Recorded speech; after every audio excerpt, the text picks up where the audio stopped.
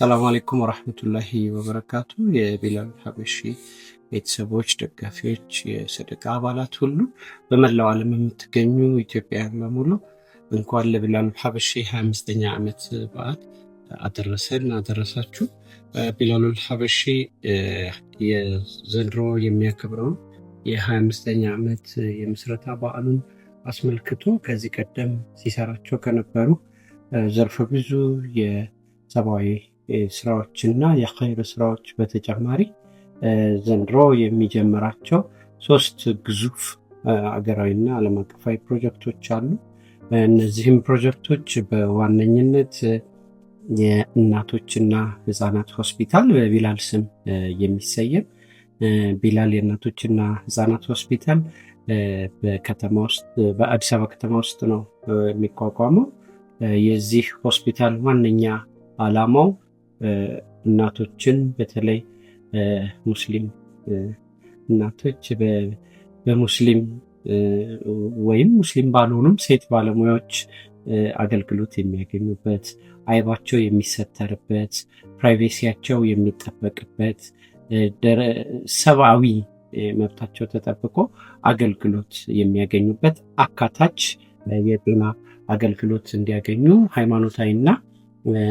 ሃይማኖታዊ እሴታቸው ተጠብቆ አገልግሎት የሚያገኙበት ተቋም እንዲሆን በማሰብ ነው። ከዚህ በተጨማሪ ደግሞ ደረጃውን የጠበቀ የጤናና ከጤና ጋር ተያያዥነት ያላቸው ግልጋሎቶችን እንዲያገኙ ነው። የህፃናት እንክብካቤ ሆስፒታሉ ለእናቶችም ህፃናትም በአግባቡ እንክብካቤ የሚሰጥና ከዚህ በተጨማሪ ደግሞ ኢትዮጵያውያን እንደመሆናችን መጠን ኢትዮጵያ ውስጥ በሙስሊም ትልልቅ ሰሃባዎች፣ በሙስሊም ትልልቅ አዋቂዎች፣ በሙስሊም ከተሞች፣ በሙስሊሙ የተለያዩ ታሪካዊና ባህላዊ መገለጫዎች ስም የሚሰየሙ ተቋማት ያስፈልጉናል። ከዚህ አኳያ ቢላል የእናቶችና ህፃናት ሆስፒታል ወይም ቢላሉል ሀበሺ የእናቶችና ህፃናት ሆስፒታል ብለን የምንሰይመው ግዙፍ የእናቶችና ህፃናት ሆስፒታል ለማቋቋም ነው እቅድ የያዝነው። ኢንሻአላህ ወደፊት ደግሞ ነርሲንግ ስኩል ወይም የነርስ ትምህርት ቤት ይኖረዋል።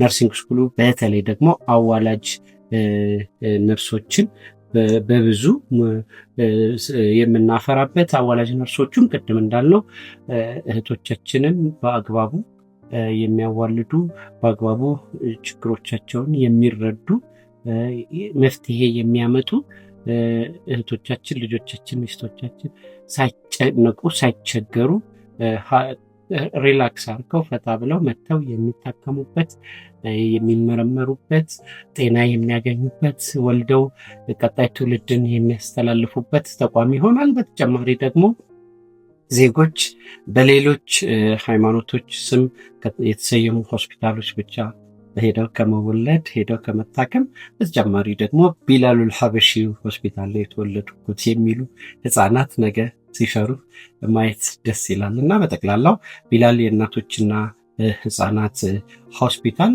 የሀገራችን ጤናን ለማሻሻል የእናቶችን ህመምና ስቃይ ለመቀነስ የታዳጊዎችን በአግባቡ ለማሳደግና ለማድረግ የራሱን አሻራ ለማኖር ታስቦ የሚቋቋም ሆስፒታል ነው።